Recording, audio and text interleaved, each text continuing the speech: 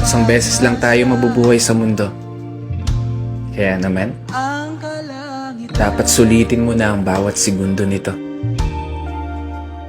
Gawin mo lang palagi yung mga bagay na tingin mo magpapasaya sa'yo. Puntahan yung mga lugar na gusto makita ng mga mata mo.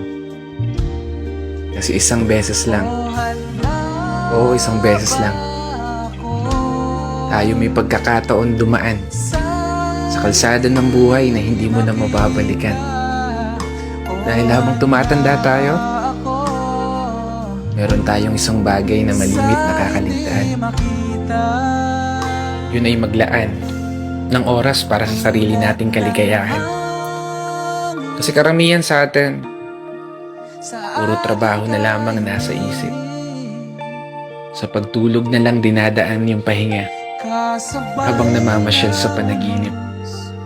At paggising, trabaho ulit hanggang sa hindi mo na magawang masulit kahit man lang saglit. Yung oras na kay bilis pumipihit. Pero hindi ko sinasabi na huwag ka na magtrabaho. Gusto ko lang ipaalala sa'yo, ipaalala sa sarili ko, kapag dumating na yung araw na hindi mo na magagawang iakbang ang mga paa mo, siniguradong isa lang ang bagay na tatakbo sa isip mo. Sana pala ginawa ko na yung mga bagay na gusto ko. Sana pala sinulit ko na yung mga oras na meron ako. Kaya hindi pa huli, may pagkakataon ka pa.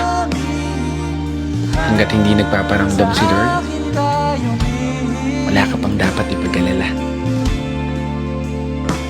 Hanggat hindi ka pa tumatago sa pintuan, wala kang dapat ipangamba. Dahil hanggat humihinga ka, magagawa mo pa. Gawin lahat ng mga bagay na gusto mo, basta masaya ka.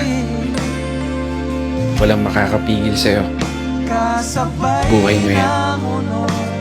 Kaya kung umabot ka hanggang dito at patuloy na nakikinig, maraming salamat. Dahil gaya mo, ginagawa ko lang din kung ano yung pangarap ko.